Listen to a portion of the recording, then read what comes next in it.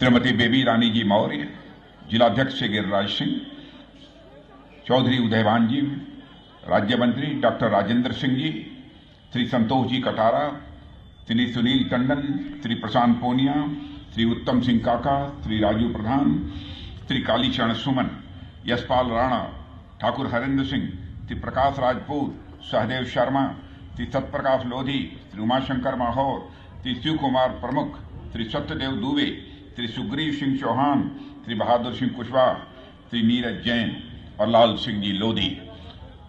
और इस मैदान में मौजूद मेरे सभी सम्मानित बहनों एवं भाइयों, आप लोग सही सलामत हैं? ठीक ठाक हैं? आप लोगों ने भारतीय जनता पार्टी को जिताने का मन बना लिया है?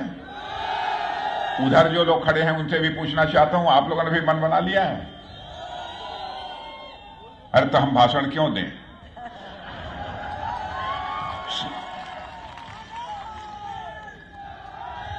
जब मन बना ही लिया है,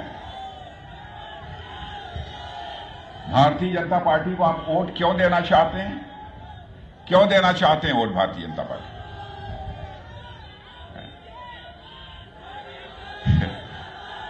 बेबी रानी जी आप बैठिए, आप बैठिए।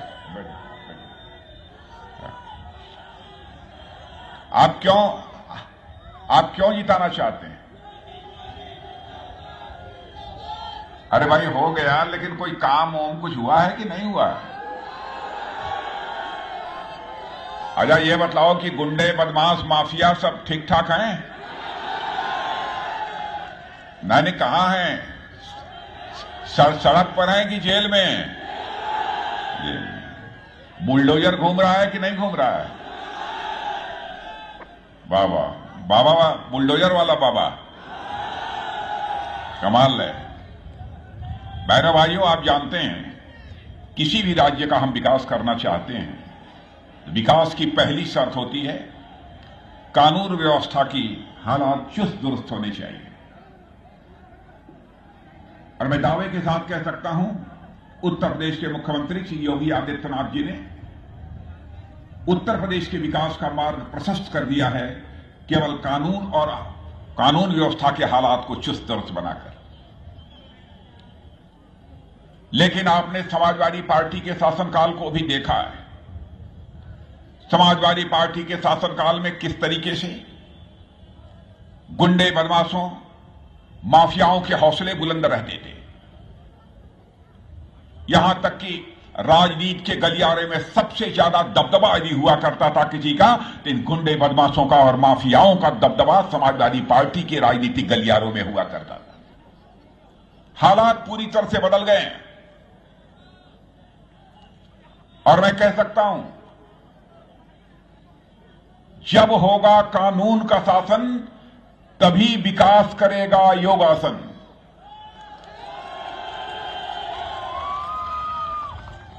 उत्तर प्रदेश में विकास योगासन कर रहा है। आप सब योगासन करते हो कि नहीं करते? नहीं करते? कितने योगासन होते हैं? कितने योगासन होते हैं? नहीं मालूम। 84 और बहनों भाइयों, मैं कहना चाहता हूं, उत्तर प्रदेश में विकास 84 में से 83 योगासन कर रहा है। एक योगासन हम लोगों ने समाजवादी पार्टी के लिए, विपक्ष के लिए छोड़ दिया है। उस योगासन का नाम है शीर्षासन।